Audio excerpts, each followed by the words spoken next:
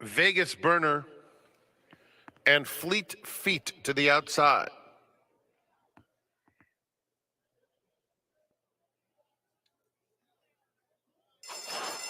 And they're off.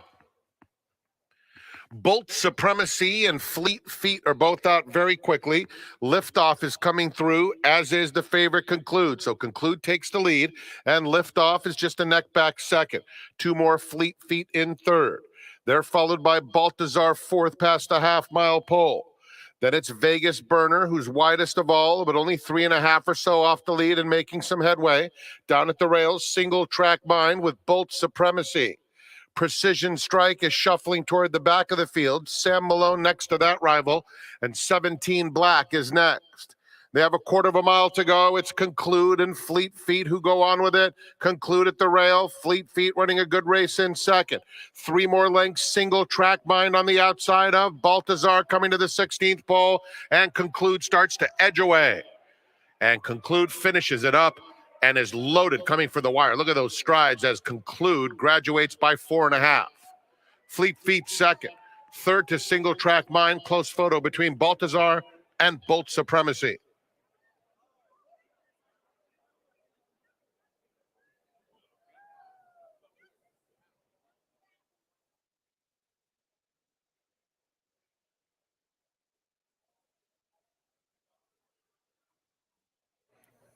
And Flat Out Joy.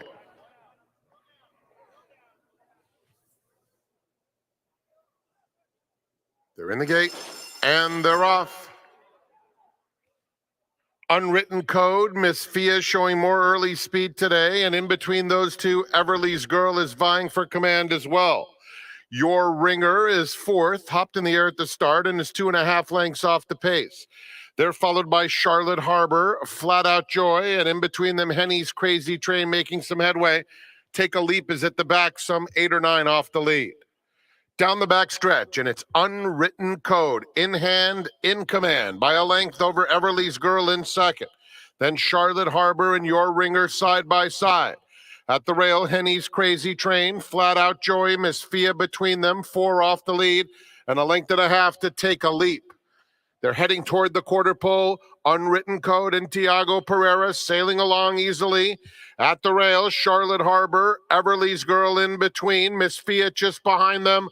Far outside, Your Ringer there at the top of the stretch. And Unwritten Code continues to cruise along. 2.5 length cushion. Charlotte Harbor, Everly's Girl, Miss Fia, Henny's Crazy Train. 16th pole, and Unwritten Code dominates on the front end. Unwritten Code wins it by 2.5.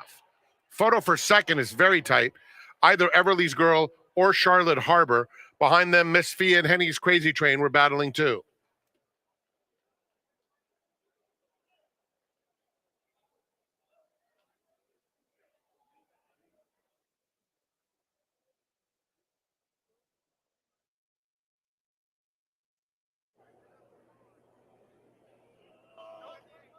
They're in the gate.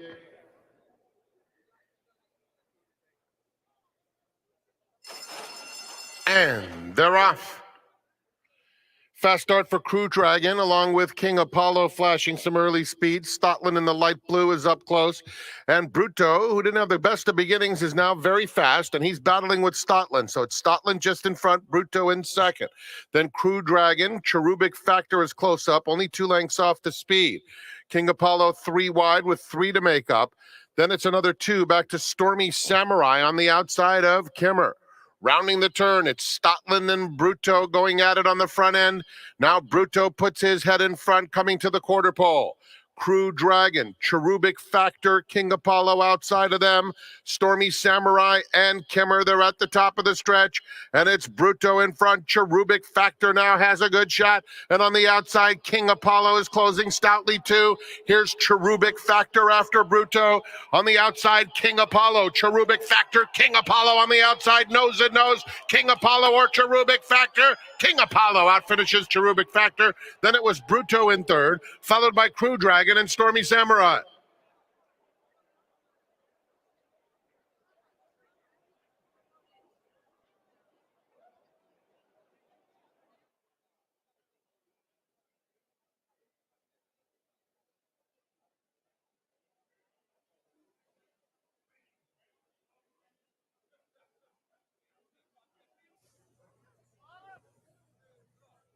stay in the game.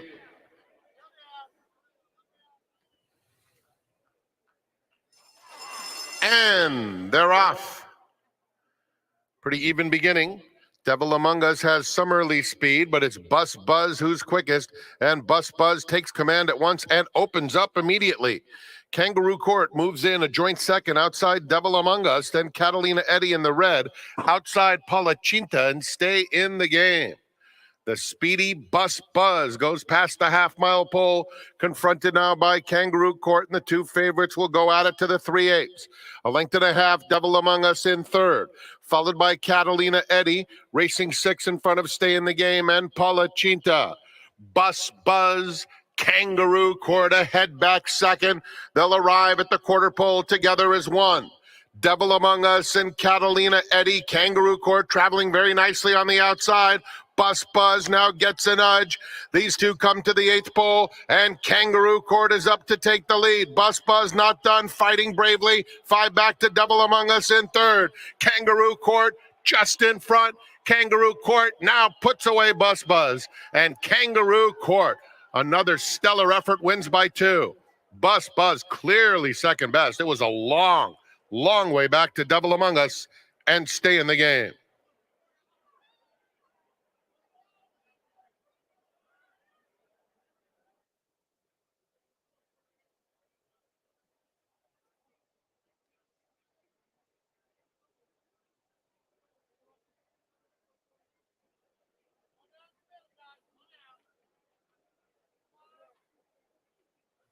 Quattro L.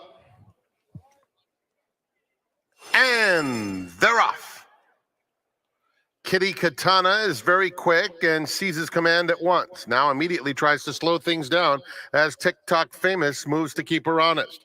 Then it's School Dance and Quattro L in the red colors. Macadamia settles 5th, but only 3 lengths off the lead. Closing Remarks second to last, and Nadette trails. It's Kitty Katana just in front. TikTok Famous a length back second under a tight hold. And then it's Macadamia and School Dance side by side, 3 clear of Quattro L, Closing Remarks, and Nadette. They swing on to the backstretch. Kitty Katana leads by about a half length. TikTok Famous still right up to her in second. Then Macadamia, a joint third on the inside of School Dance with the lime cap. Quattro L, Nadette, and Closing Remarks, getting a sense of this soft early pace, is moving up willingly down at the rail. TikTok Famous takes the lead into the far turn. Kitty Katana having a rough time and steadying right out of it, and that definitely affected Closing Remarks as Kitty Katana has been pulled out of the race. It's TikTok Famous the leader by about a neck. School Dance moves to engage. School Dance now takes the lead with a quarter of a mile to go.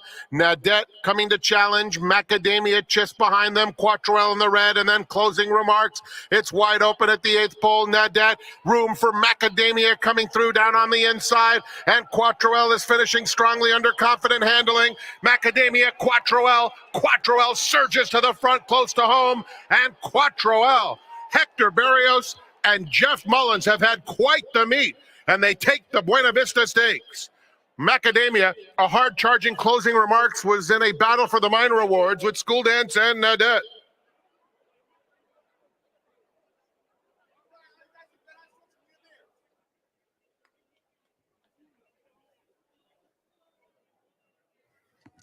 Up next, race 6. It's the start of a special middle pity outside.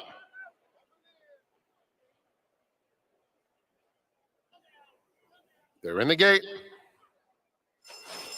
And they're off in the San Felipe to an even start. Go Rocket Ride and Hijazi. Those two hook up at once with Fort Bragg a clear-cut third. Bluegrass Go-Go comes away fourth. Practical Move is next. Then Genius Jimmy trying to get into the thick of it early on. Followed by Chase the Chaos.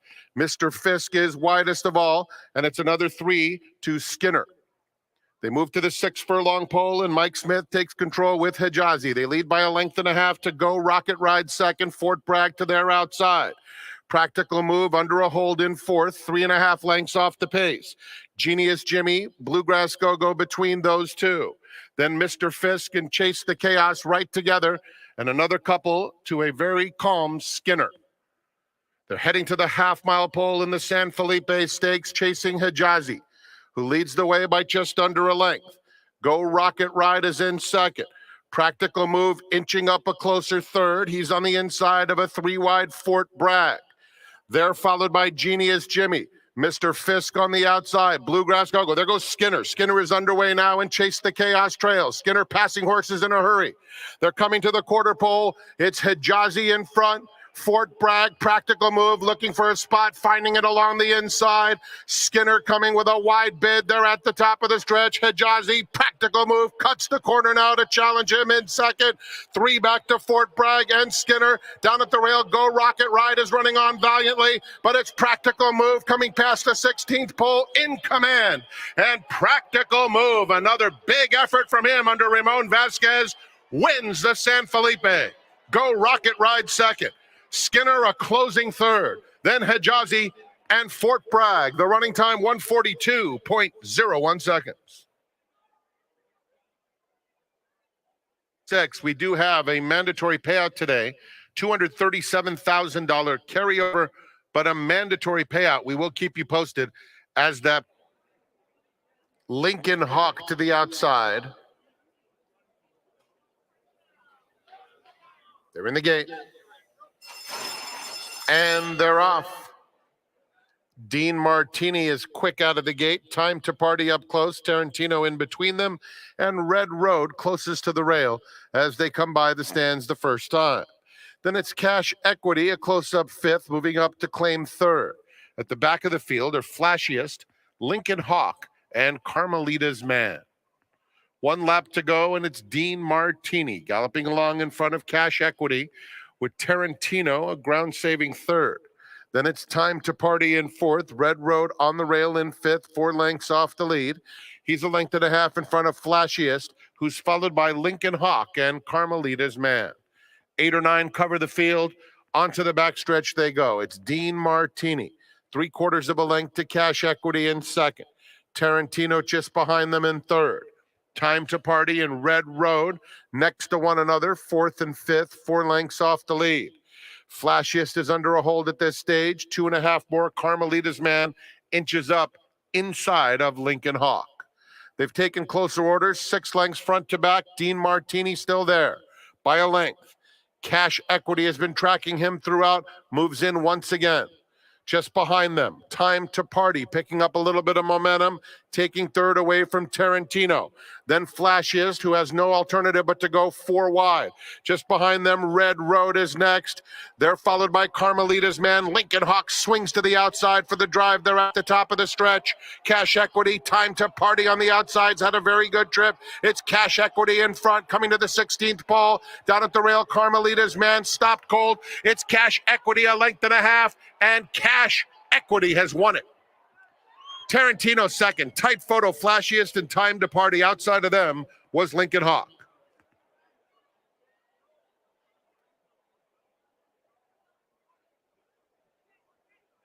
You all turn for home and come down the stretch with a shot to win. The opportunity is here to get a part of this wonderful sport.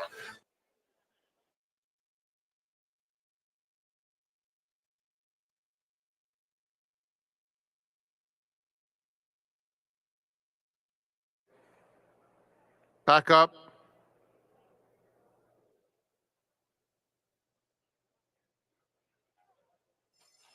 And they're off. Mendez Miles, stopping a tray, has early speed. On the far outside, Smooth. Pacific States is one from the outside. Here's Submission, now rushing up smartly, and Submission is up to vie for the lead. Just behind them, My Amigo is 4 lengths off the pace.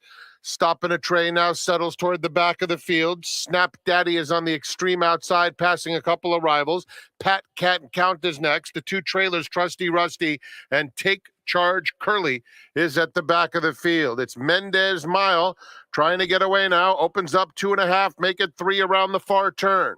Submission in second, passed now by Snap Daddy. Snap Daddy takes second as Submission is bowing out. Down on the inside, Pacific States has 6 lengths to make up. Outside of him, it's Smoose. Then it's another 3 back to Stop in a Tray. Followed at the rail by My Amigo. They pass the quarter pole and turn for home. And it's Mendez Mile with a 4-length advantage. Snap Daddy is still clearly second, followed by Pacific States in third. A late run from Trusty Rusty, who was nowhere early on. Past the 16th pole, and it's Mendez Mile. Mendez Mile comes back strong and wins easily by 4 lengths. Snap Daddy second. Pacific States, Trusty Rusty, and Smoose completes the super high 5.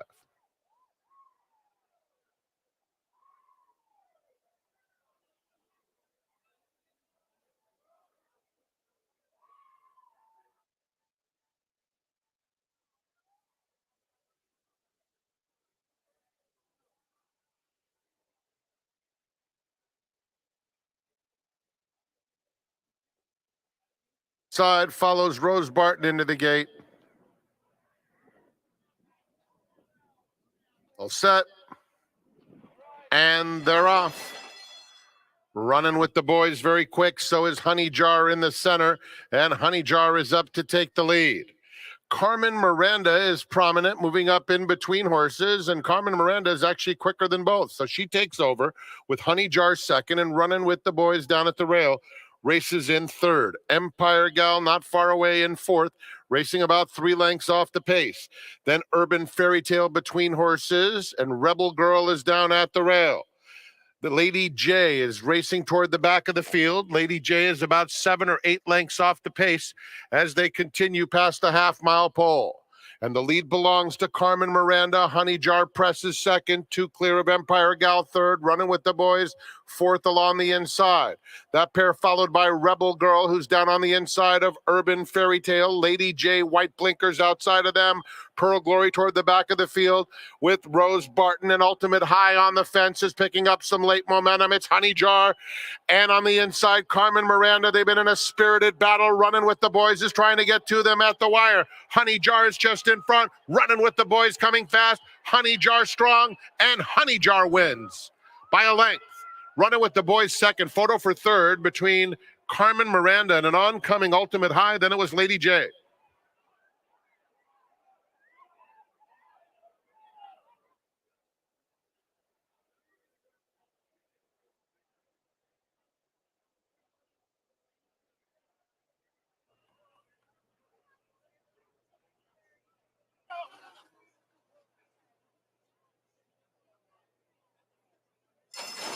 And they're off.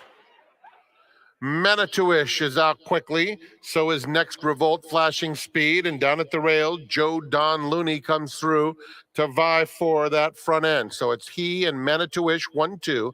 They've pulled 4 clear of Next Revolt as Zimba Warrior comes through on the inside of High Heater. Sitting on goes second to last, self-taught trails. Joe Don Looney tries to shake loose toward the half-mile pole. Opens up 2 on Manitouish second. Another 3 back to Zimba Warrior and stablemate High Heater just outside of him. Next Revolt making headway at the rail, 5th with 5 or 6 to make up. Then a wide sitting on go, a half dozen clear of self-taught. Joe Don Looney, less than 3/8 to run, has a 2-length lead. Manitouish trying to cut into the margin, hasn't been asked to go yet. Another 2 back to Zimba Warrior in third. High Heater is next, and Next Revolt, followed by Sitting on Go there at the top of the stretch. Joe Don Looney still has something left, turns for home with a 3-length lead. Joe Don Looney holding firm. Manitouish in second. High Heater on the outside. Next Revolt continues to finish with some interest. It's Joe Don Looney. A final try from Manitouish. Joe Don Looney all the way. Manitouish second best. High Heater third in front of Next Revolt. And then a photo involving self-taught to complete the super high 5.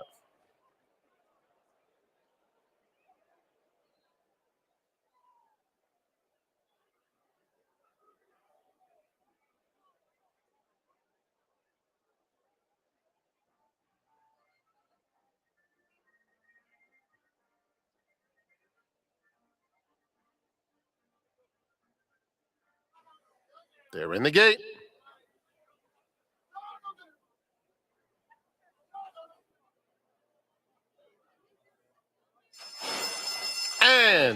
they're off in the Frankie Kilroe Mile. Air Force Red broke beautifully, but he has company on the front end in the form of Master of Foxhounds and Cabo Spirit down on the inside. Hong Kong Harry comes away in fourth. Gold Phoenix is down at the rail. Then it's Royal Ship, followed by De Jour, who was just passed by Balnikov. Rounding the first turn, and Air Force Red. And he takes command at once, utilizing that natural speed, and has a 2-length lead over Master of Foxhound second. Cabo Spirit at the rail, and Flavian Pratt has Hong Kong Harry about 4 lengths off the lead under a tight hold. Royal Ship moves up 3 wide outside Gold Phoenix, Balnikov, and stretch running De Jour at the back of a compact field. About 5 lengths covers them with a half-mile left to run. Air Force Red is the target, pursued by Master of Foxhound second. Hong Kong Harry inches up on the outside of Cabo Spirit, who's on the rail and 3 lengths off the lead. They're followed by Royal Ship, Balnikov, Gold Phoenix, and De Jour. Hong Kong Harry makes his move right now, coming to the quarter pole. Between horses, it's Master of Foxhounds and Air Force Red fights on down at the rail. Cabo Spirit, Balnikov, they're at the top of the stretch. Air Force Red digs in, confronted by Hong Kong Harry on the outside. Cabo Spirit, De Jour is coming with a menacing run in the center of the course. Coming to the 16th pole, a wide open scramble. Gold Phoenix in between. Here's Gold Phoenix and De Jour. Gold Phoenix has won the Frankie Kilroe Mile under Kazuchi Kimura. De Jour was a flying second. Behind them, it was a battle between Cabo Spirit and Hong Kong Harry.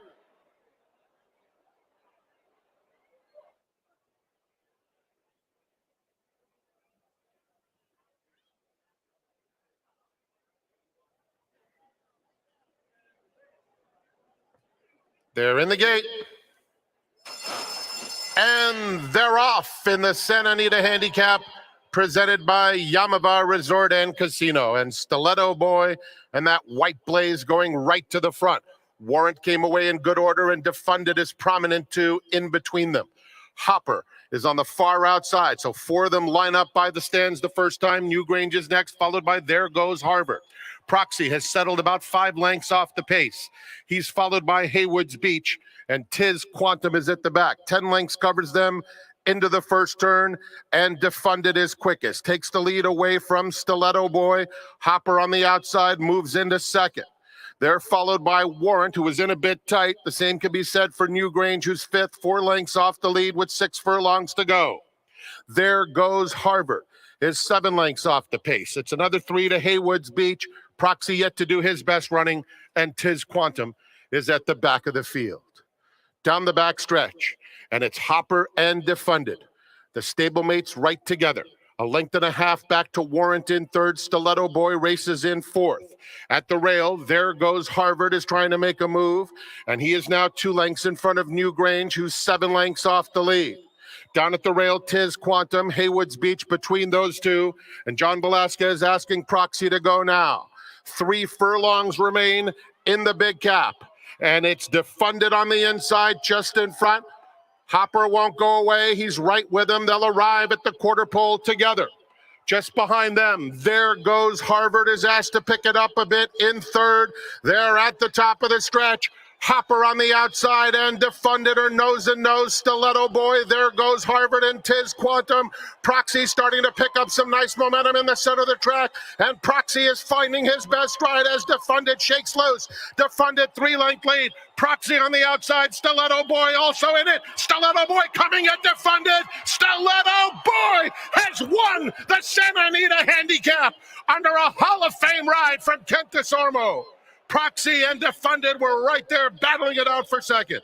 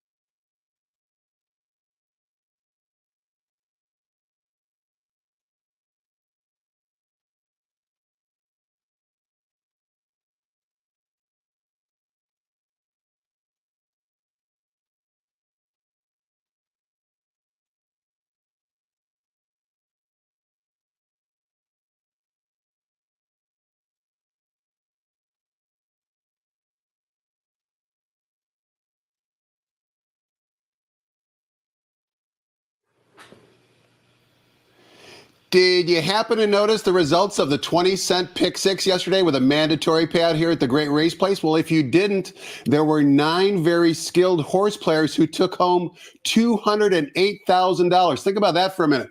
20-cent wager returned $208,000. Congratulations to all those horse players that cashed for that huge amount yesterday on a mandatory payout day. Unfortunately, one of those 9 winners was neither myself or my seminar guest today, and that's problematic because I'm going to Vegas, and Vegas is no longer cheap. And my seminar guest today, she's an international, worldwide traveler. She needs to pay her bills, so we're hopeful that we can hit some money, make some money today, and hit some wagers. It's my pleasure to welcome in our special guest for today, the Michelle Yu. Michelle, happy Sunday. Welcome to the seminar. I'm just going to say this, TQ. You actually never asked me if I hit that That's or true. not. That is true. But I do have inside information. None of the 9 tickets were sold on track, and I know you play on track. I know. I only play on my phone, though. I can't ever get up from my seat and run to a window. So do tell. time. Did you hit it? No, it wasn't me. But I'm just saying, you should have asked me first. Yeah, you're right. You're right, because I know you were involved. So it's great to have you here, and it's great to have you back here on American soil. You've been a busy traveler lately. You went to Paris, the international fashion capital of the world, and you spent a week there with your daughter. You came back to Los Angeles, and if that wasn't enough flying for you, you hopped on another plane and went to Saudi Arabia and covered the Saudi Cup. Let's touch upon Paris first. Have you ever been there? Yeah, but you make me sound so bougie when you said, like, we just went to Paris. You're like Paris Hilton. What was Paris like? It was awesome. Had you ever been there before? Yes, I have been to Paris before, but not for fun with like a child or anything like that. And Olivia and I and her best friend and her best friend's mom went together, and it started off as like kind of a joke. Like, what are we gonna do for their birthday? And I was like, just go to Great Wolf Lodge. And her friend's mom was like, no. And I was like, what do you want to do? Like, go to Paris? And she's like, yes. Wow. Randomly, I got like, of course, because my phone's listening to me. It was like a travel thing that was like flights to Paris, $300. And I was like, really? So I had to like look at those, and it pinballed from there. So it met your expectations, and more importantly, maybe Olivia's expectations. Exceeded her expectations. Oh yeah, Olivia had a great time. Her favorite thing, she said, was going to the cafe every day because she loves to eat out, and going to the Eiffel Tower, which our flat that we rented was like a 6-minute walk off Trocadero. So we walked to the Eiffel Tower every day and had like a hot cocoa, or went at night and had a cocktail, and it was fun. It was great. Very cool. Now you racked up the frequent flyer miles, flew back to Los Angeles, and hopped on another plane and went to Riyadh, Saudi Arabia. You've been there before, but do you get tired of going to Saudi Arabia, or do you actually look forward to going? No, I look forward to going every year. Honestly, the 19-hour flight where no one can get a hold of me is like my favorite part of the year. Oh yes, it's great. I love that part of it for sure. And it's great because it's an international setting. Obviously, it's fun. The people I get to work with are always phenomenal. You get to see horses there that you don't get to see the rest of the year many times. And I love to be there and cheer on the U.S. horses and the races that we represent in. Overall, it's just a really great event, and it has a real, I always say, the summer camp vibe. So everyone's in the same hotel, and we don't go out or anything. So everyone's just there, and we're like knocking on each other's doors, and bringing our trays of lunch to eat together, and it's super fun. I love going there. You use the word love a lot, and I know you love working with Nick Luck as well, of course, the acclaimed international broadcaster. Now, one clip I saw on the Saudi Cup telecast is you guys were out in the middle of a desert riding horseback.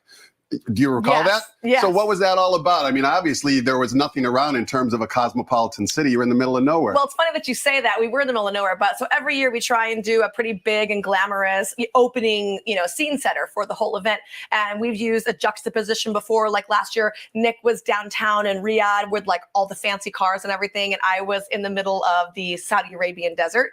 And this year we wanted to do something similar, and he was supposed to be driving like an Aston Martin, but we couldn't get it done in time. Something was wrong with the drone. So he just came to the horse farm where I was going to ride this Arabian. So now that we were both there, I was like, is he an experienced person on a horse's back? He has not ridden a horse I was in going to say, he didn't look like, years. he doesn't have much dirt between his fingernails. Okay, well, let me be fair. So I ride every day, okay? They brought these Arabians out, and like, I'm like, what is this? What are they wearing? They had like exercise saddles, but they were like made of plastic, and the reins were like what my kid uses on her toy horse. I was sure. And the bit was like hanging so low. I'm like, what does this horse do for a living? Sure. And they were like, oh, he's been ridden before. I'm like, fantastic. So we get out there in the desert, and they turn me and the camera girl loose. And like the other horse, the one that Nick ended up riding, was this like nice placid mare. My horse for sure thought he was a stallion. I think he was maybe cut like a week before, and he had never been to the desert before. He was a handful. It was a handful to begin with. So it ended up being fine, and he was fine. He just going one way, he was terrible, and going the other way, he was good. And then so once we saw how good the other mare was, I was like, get Nick up. And he's like, yeah, I'm game. So he got up too, and it ended up being really fun. It looked like the middle of the desert, and it technically was, but we were all on this horse farm. And the horse farm is actually one of the Prince's horse farms, and they had zebra and camels and all kinds of other animals, right? And then they have the most expensive Arabian show horse in the world that like is so famous. He has his own house, and you can't even like go in to see him, but they got special permission to let us like watch him be like shown in hand. So we got to go to this like private viewing area. We weren't allowed to have our phones or anything. You couldn't film him. But we got to see, his name is Alejandro. So he came out and like did his whole in-hand show for us, which was awesome. From opulent Saudi Arabia to the studios at xbtv.com here on track at Santa Anita, Michelle Yu covers a lot of ground. She's going to cover more ground for us when she analyzes today's 9-race card. But before we do any of that, let's toss the microphone over to track announcer Frank Miramati and get the early changes on today's Sunday's card here at Santa Anita.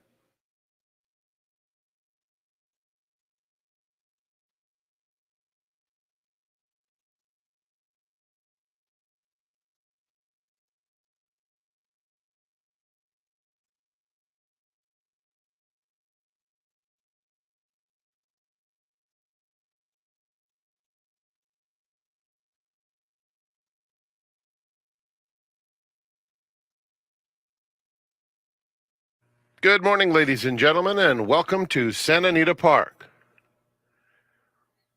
The track is fast and the turf course is firm. Here are the early changes.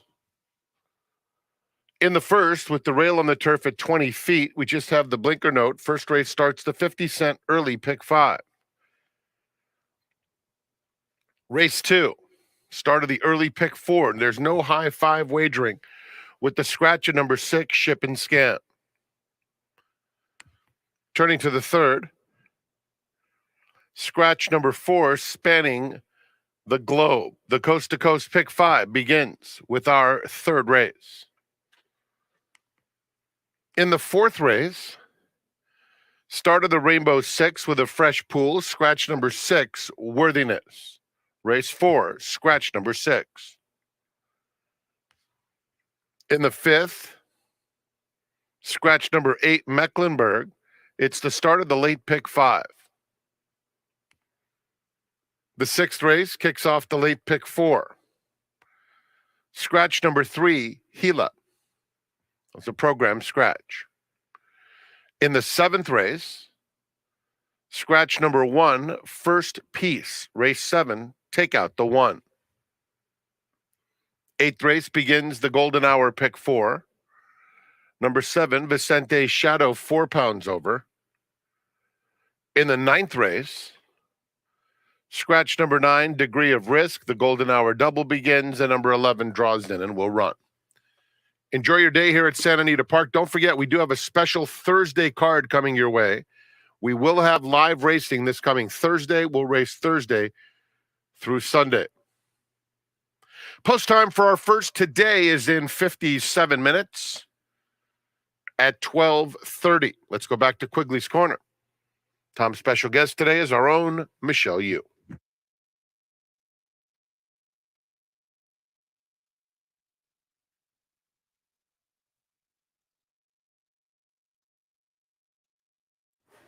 Welcome back. We're talking horses with Michelle Yu. She's, of course, Santa Anita simulcast host and analyst. It's our pleasure to have her putting in overtime today, looking at all 9 races in advance of her appearance on the TV a bit later this afternoon. Michelle, before we look forwards, let's take a look backwards. Yesterday at the Big Cap presented by Yamava Resort and Casino. Of course, we saw Stiletto Boy hit the winner's circle at odds of 13 to 1. It was great to see Kenta Sormo back in the winner's circle. It was great to see trainer Ed Mosier back in the winner's circle. What did you think of the race?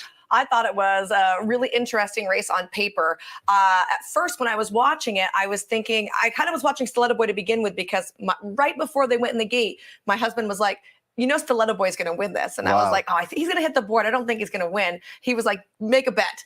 And so I was watching him right from the get-go because I was saying as they broke, the only way for him to win really is to be on the lead. I don't think he's quick enough. And as you watched, Kent was hustling him out there and he made the lead. And then they just swamped him. And I was like, see, I told you. And then the two Baffer horses were kind of going at it with each other. Almost dueling with each other. I was like, what are you guys doing right now? I'm glad that my box is like 10 boxes away from Bob's because I didn't want to be in that vicinity when these two were going at it. Funded and Hopper. I was thinking, I'm not entirely sure what is going on. And then I thought to myself, well, this is how Bob works them in the mornings. So if anything, maybe the two of them like duel off and they peel off. And then kind of going around the half mile, it looked like that was going to be the case. The two of them were moving together. But then everyone just comes with a rush. I mean, turning for home, throw a dart at who could have won this race. I thought it was so thrilling and exciting. Everyone around us was screaming and cheering and jumping up and down.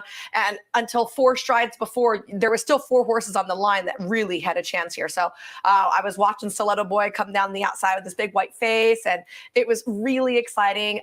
When I worked for Breeders' Cup, the last couple of years, I have been Stiletto Boy's daily follower. So I've gotten relatively, close to the Mojers and watching him and stuff. So I felt ecstatic for them. And really, he's the good story, right? And so it's so cool. I was really thrilled for them. I was happy for Kent, and he's our neighbor at Del Mar. So he's like, hangs out with my kids all the time. So they were like jumping up and down. Olivia's like, I'm going to the winner's circle. I'm like, you're not. You're not going to the winner's circle for the big cab just because I can't, my friend. Sit your butt down. Let's see if we can find any good stories on today's card. Michelle's husband, Ryan Hansen, actually trains 3 runners on today's card. We'll get to those a bit later, but we kick things off in race number 1, going 1 mile on the turf course. The rails today are at 20 feet. And of course, race 1 begins the 50-cent early pick 5. This race is for fillies and mares, non-winners of 2 other than. We've got a field of 6. The original morning line favorite and the current betting choice at 2 to 5 is number 2, Buzz of New York from the Phil D'Amato barn. Phil had a good day yesterday. You expect him to win race 1 here? I mean, I do, but now that he's 2 to 5, I'm kind of, I don't want to say rooting against him. I'm rooting against my own pick, but I prefer something a little bit pricier. A little bit more meat on the bone. Yeah, come on now. But Buzz of New York is so consistent, getting a turn back in distance, which is one of my favorite angles. So it seems to be she's got a logical chance to win this regardless of her price.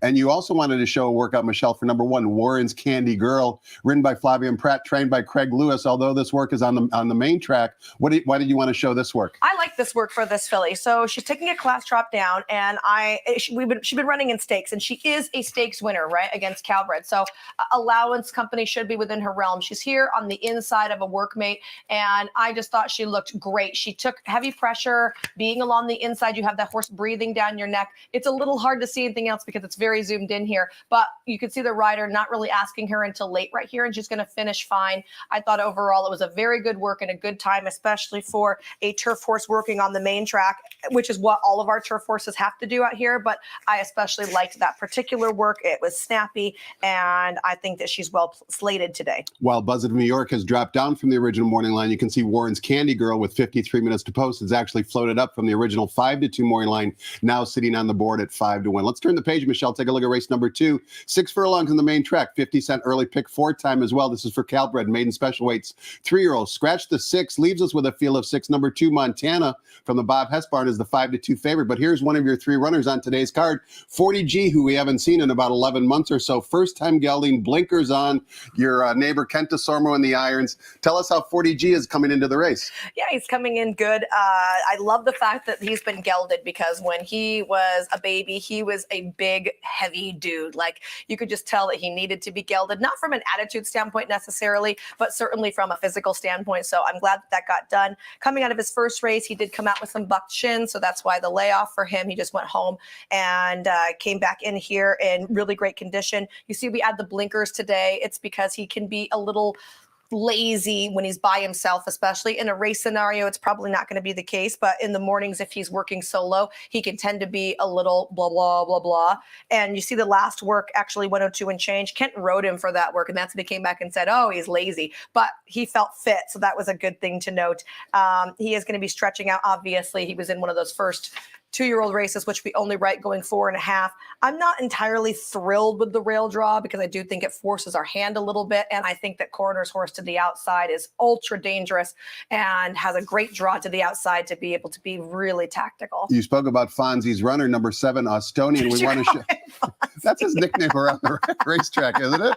You never heard that before? Oh, yeah, I have.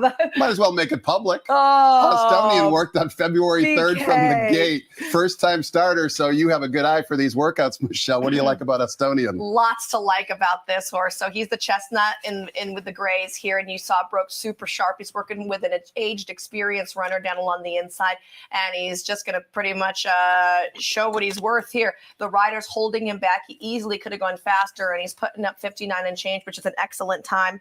I love the fact that he's been able to work 6 furlongs as well. Both this drill and the 6 furlong he followed up with are going to be bullet works, and he just rolls in this right here. He was patient enough to let the other horse come up to him, and then he kind of tooled away from that, and I just think he looks super strong as he comes in late. So for me, this was an excellent work. The handicappers report noted that his next work was also a very good grade as well. So it's not just a one-off that he worked a great half mile. He's working well, going further distances. And again, I love his draw here. He is my top selection. Bullet drill, best of 45 that particular morning. One more question for you, Michelle, with 40G to see if you're concerned, only because I'm a nerd and I keep notes in Formulator.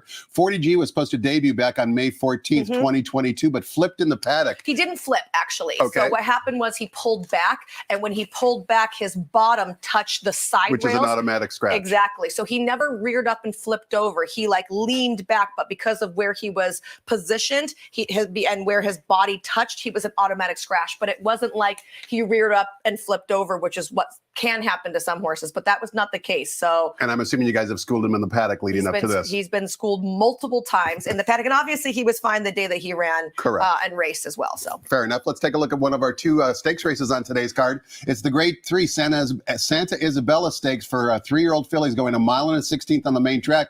Also awards 50 valuable Kentucky Oaks points. Scratch the 4, spanning the globe. Leaves us with a field of 5. Number 6, Feza from the Bob Baffert barn is 8-5 on John White's morning line. Give us your thoughts on race 3. Is there really much to say? I like Feza.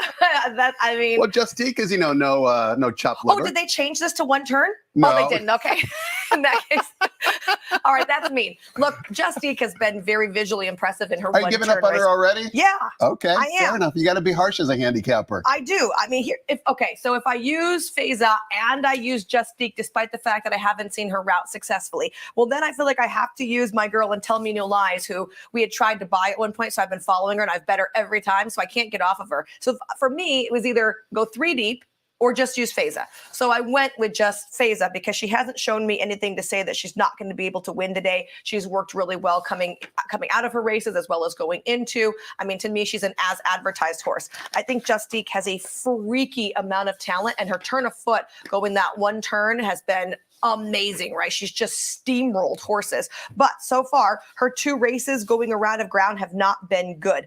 Last time, maybe she was coming off a layoff and she needed the race. And so we'll see today, right? Maybe she proves me wrong. But so far, for me, unless we're going 1 turn, I can't just stand up and say, like, yes, she's a sure thing. Justique also has to prove that she likes this main track. She's 2 for 2 over the Del Mar main track, but winless, of course, here at St. Ian. You talked about how you've cashed some tickets on Tell Me No Lies. You've cashed at odds of 8-1, 9-1, and close to 6-1. However, we want to watch a workout for her in Tell Me No Lies on February 18th, right here at the Great Race Place. It was 6 furlongs in company. What'd you see here, Michelle? Yeah, so she's working behind her workmate, Daddy's Ruby. And this is the key for me, TQ. She's been based at San Luis Rey.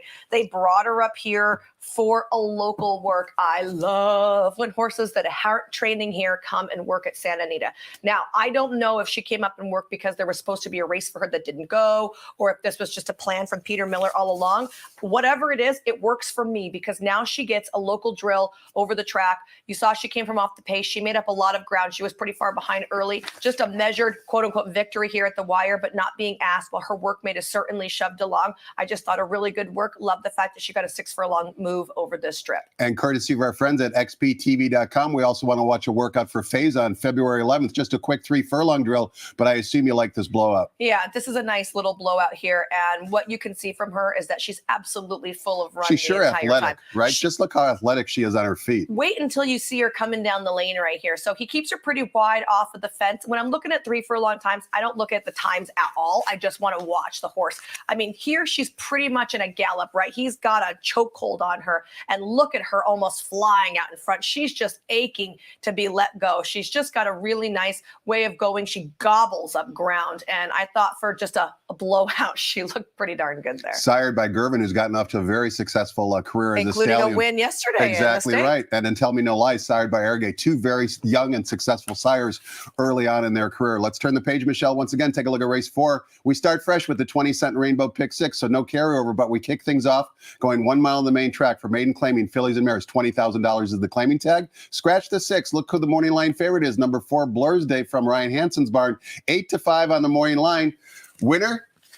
I like Blur's Day in this spot. She is my top selection in here, and she's my favorite horse in the barn. Why? She's gray, and she's got kind of a Roman face, which I really love. So ever since we've got her Are you a sucker for grays? I'm a sucker for a gray, and I'm a sucker for a head that sticks out like a bulby head. I just love it, and she's got that. She's also got a really just sweet personality, and anytime we have people and kids come to the barn, they all love her, and she sits out there and lets 20 kids pet her on the head face and kiss her and touch her ears. She's almost just like sweet. one of the ponies we see here. Right? She's a good girl. So Blur's Day debuted at Maiden 50, and then we really wanted to try and get a route into her. The only route race we could find was a turf maiden special weight, and honestly, she ran fine. She couldn't hold on at the end, but she's not really maiden special weight caliber, and she still ran well on the turf.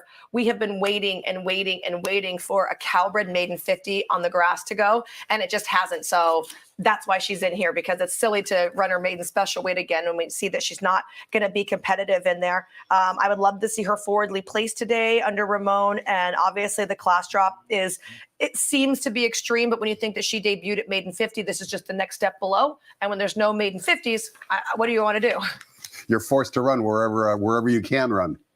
Michelle, question for you. You touched upon it. I want to kind of explore it a little bit deeper. You talked about bringing people to your barn. And of course, as if you're not busy enough raising 2 children and working at Santa Anita and helping out your husband's training operation, you always make an attempt to try and bring new people in the game, whatever that entails. It might be after work. It might be before work. It might be after training hours. I mean, you just obviously love the sport, but you want more people to love the sport as well. Certainly. I want people to see that, horse racing is great. It's a family atmosphere. I think that, the negative connotations that horse racing has is, like our horses are pretty much enslaved to us or abused, and that it's just a gambling sport for, old men that smoke cigars, right? I mean, that's like the stigma around racing. Yeah. Exactly. And I want people to see that you come to the track and our track is beautiful and there's fun events for the kids. My kids are raised here. They love it. And I feel like any kids that come to the track a lot all have that same feeling. So I try and carry that on to my kids when they go to elementary school and preschool. We bring them here to the, their whole classes come to the track, into the jock's room, into the infield. We come for like family days up in the grandstands, just random people. If Zoe and I do happy hour every Friday, and if there's a random person that's like, oh, I didn't even know there was a racetrack, I'm like, which is more common than you think. People live like a mile away and have no idea. They're like in the mall. I'm like, kind of. Just eat some Din Tai Fung, come on over. And so I try and be like, here's my card. Call me anytime. I'm happy to bring back literally anybody. I host the morning show at Del Mar, Daybreak at Del Mar, and at the end of the mornings, a lot of times I will take people literally just put them in my car and take them back to meet horses at the barn. And they're blown away by the experience. They are, like getting to come and pet horses and like learning about blowing in their nose and like seeing how like sweet and caring most horses are. I mean, we have some grumpy horses, don't get me wrong, but I think that people just love that there's a whole other world back there. And when they get to learn about our horses and their experiences and the backside, and I mean, we have a whole city on the backside here that people might not know about. Even the front side doesn't know much about the backside. Exactly. So yes, I do try and do my community outreach I like to call it. Sanita's lucky to have you as an ambassador, that's for sure, Michelle. Race number 5 is another stakes race on the card. It's the Grade 3 San Simeon Stakes. Also, race 5 begins the 50-cent late pick 5. We're coming down the hillside turf course. Scratch the 8 leaves us with a field of 7. The morning line favorite on the rail. The comebacker number 1, Brickyard Ride. 2-1 on the morning line. We know he's fast early. Is he going to be fast late? I don't know. I'll tell you what. I like Brickyard Ride, but I love Motorius. Okay, so for me, Motorius is on top here. He's going to get a nice trip, hopefully. He got run down by Laneway last time, but today he's going to be the pouncer rather than the pouncey. Brickyard Ride is certainly a formidable foe, and we know he likes the grass. We know he likes the hill, and we know that he's super classy and super fast. So it's going to be really fun to have a horse that comes from off the pace and a horse that's on the pace kind of coming down to the wire together. This should be an exciting edition of the San Simeon, so I'm going to be looking at in those directions. And Brickyard Rides work on February 16th for 5 furlongs, going 59 and change. We're watching right here, working solo on the main track. What'd you like about this workout, Michelle? You know, this is just a nice, easy work for Brickyard Ride, who at one point in his career was just a complete runoff. I mean, you couldn't have even gotten him to go 59. He would have gone like 57 because he's so fast. So I just love to see how Brickyard Ride has really matured and come around here at age 6. He's such an accomplished colt, and I think he's just a cool dude. Look how easy he's going here. I mean, he gets 59 and change, and you could easily say this is like a maintenance move, right? Effortlessly, right? Just easy. He's just quick. I mean, they're asking him right here afterwards to like push him a little bit further, but it was for a few strides. The handicappers report gave him a solid B, so I know I'm not on my own with that, but I liked this work. Let's take a look at race number 6. Begins the 50-cent late pick 4. We're sprinting for maiden optional claiming types. Scratch the 3 leaves us with a field of 6. Number 4, Clickish from the Field of Mono Barn is 8-5 on John White's morning line. Thumbs up or thumbs down on the favorite? Thumbs up for me. I like Clickish here. Anytime you can get a class drop, I'm a fan of it. I am a little dismayed because I really liked Conquistador yesterday, and she got annihilated by her stablemate. So that's kind of hesitating me a little bit. Concern. Yes, but I still like her.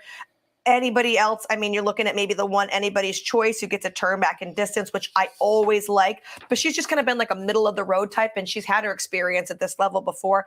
We like to say the best hop is the drop. So for me, that really fits for the 4 Clickish. Fair enough. Let's take a look at race number 7. We are coming back down the hillside again. This is the Baffle Stakes for 3-year-olds. Scratch the 1 leaves us with a field of 9. Number 6, Sharp as Attack, is the 3-1 morning line favorite. Here's a third and final runner on today's card for you. Team Hansen is number 8, Haladik, who's 8-1 on the morning line with international riding superstar Frankie Dettori in the saddle. You interviewed Frankie. I saw it on the Saudi Cup telecast. Yes. I mean, he's a cool dude, right? I mean, he's one cool dude. He's so cool, and he's got the best stories. I never knew that he stole the flying dismount, right? So I didn't know that either till the telecast. Isn't it great? I mean, it's so funny. And then to like have them who, I don't know who end up doing the legwork on it over at IMG, but they went and they found video of Angel Cordero jumping off too. So I'm like, that was great. What a great way to put it all together. So, you know, Frankie is cool. And I think that coming out here has been, I don't want to say a revival for him, but rejuvenating for sure. Has to be, right? To come in when you're racing in the UK and just on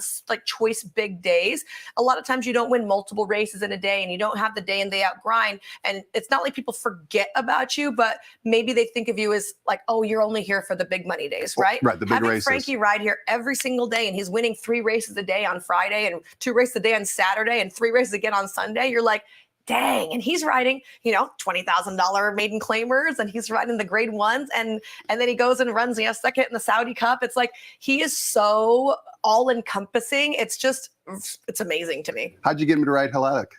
What do you mean? How'd I get Frankie? I need you to ride my horse. Was that part of the interview? No, because at the time I don't do riders unless I own a share of them.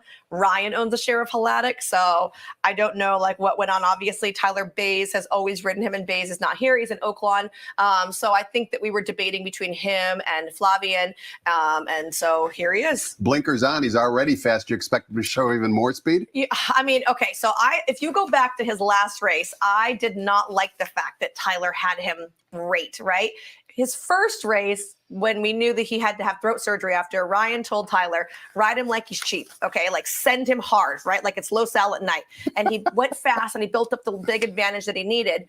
And then immediately following, he had throat surgery. I think he came back really good in the speakeasy. He got a little bit tired. But still, losing to Speedboat Beach is no disgrace. Exactly, right? And then in the allowance race, I think Tyler held him back. And went too slow. And at that point, that's his most devastating weapon, is that he can go 21 flat, and a lot of horses can't, right? So that gives you a big barrier of space in between. So even if you're faltering at the end, you have that cushion. And so by letting two other horses just breathe down his neck, and then he got caught by Ajis, who he had beat previously. But Ajis was coming in with another race under his belt, going a mile. So he had kind of like the turn back a distance factor, and he just ran a really good race that day. So I do want to see him go fast. Like, I'm just not sure if 6.5 is in his wheelhouse. We know where your heart is, but where's your selection going to be? Well, I'll tell you what, my top selection was actually first piece, and he scratched. So now I have to kind of re-look at everything. So I'm going to end up on the 9, Mi Hermano Ramon. Tim Cohen yesterday was telling coaching you on it is not Hermano, it is Hermano. Drop the H. So my buddy Ramon here, who was a mile winner first time out, I thought he looked really good in that hill allowance race. It was only 4 horses, but I think the horses behind him were decent types, right?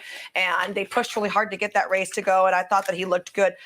I really think that rather than the hill helping some horses that might need to carry their speed, it helps horses that are like milers still be able to run the sprint. So I think for him, having the mile under his belt and a win down the hill already is just super beneficial. So I put him on top. And then I looked at the 3 Johan for Tim Yakteen, who transferred over to the grass in his last start. And he just looked fantastic, really. They went out quick in front of him, and then he came up and took the lead, and then he never looked back. And that was going the flat 6, but it didn't look to me like he was going to be stopping anytime soon. And he's worked really well coming into here. Race number 8 means it's time for the $1 golden hour pick 4. Yesterday's $1 golden hour pick 4 results got a little bit shaded by the 20-cent pick 6 payout in excess of $8,000 for a $1 wager. Of course, the golden hour pick 4 links our last 2 races here with the last 2 races at Golden Gate. And we kick things off in race number 8, sprinting 6 furlongs for $12,500 claimers. If you have your program, take a look. Happy birthday, Daisy. So happy birthday, Daisy. We all know who she is. It's a field of 9 in race number 8, and the morning line favorite is number 2, Octopus from the Jeff Mullins barn. 3-1 on the morning line, indicating this might be an open race. You agree?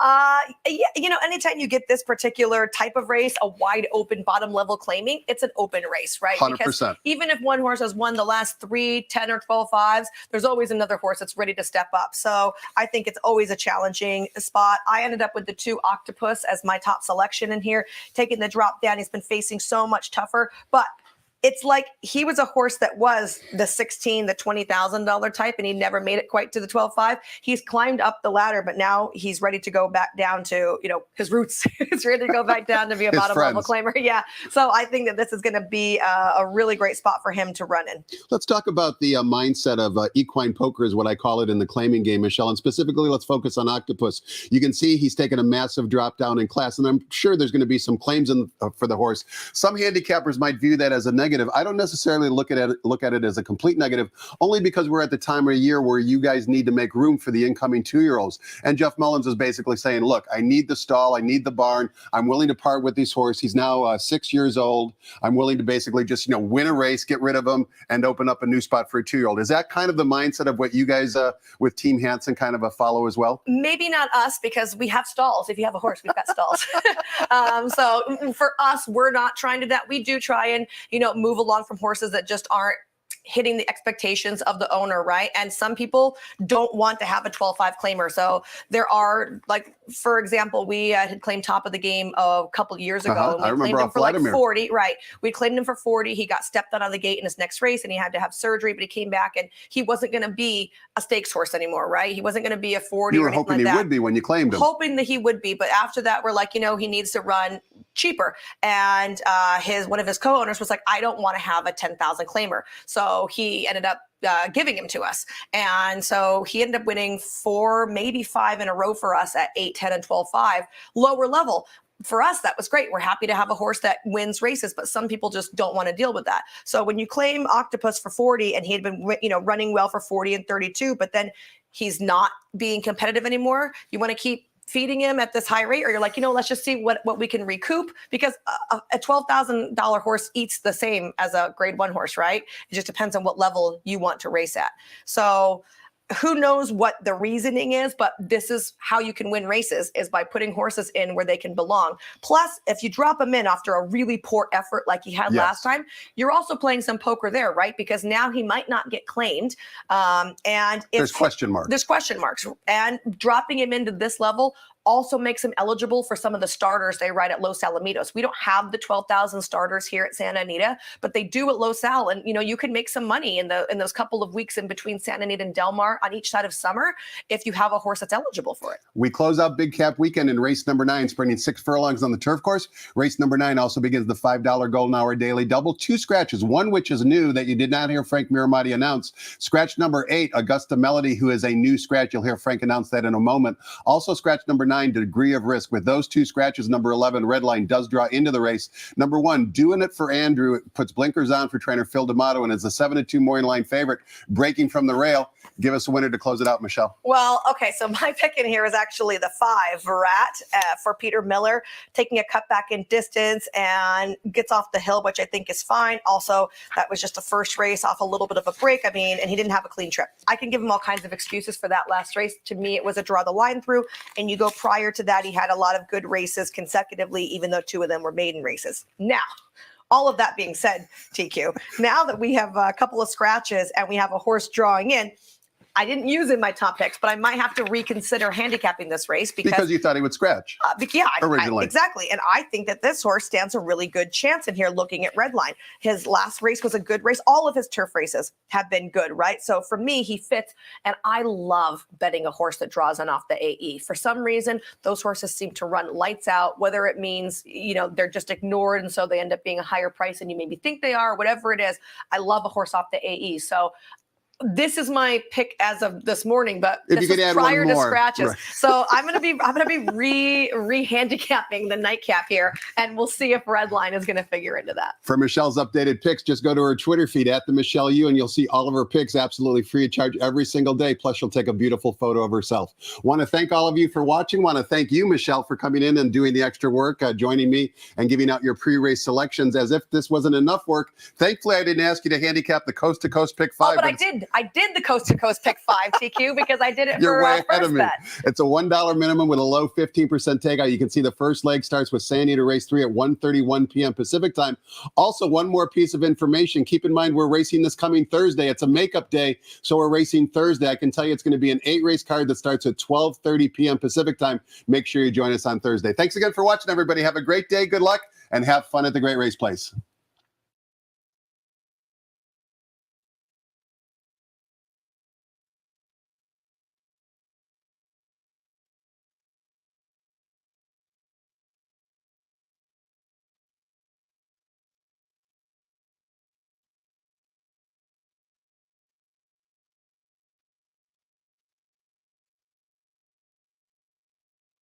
Ladies and gentlemen, please rise for our national anthem.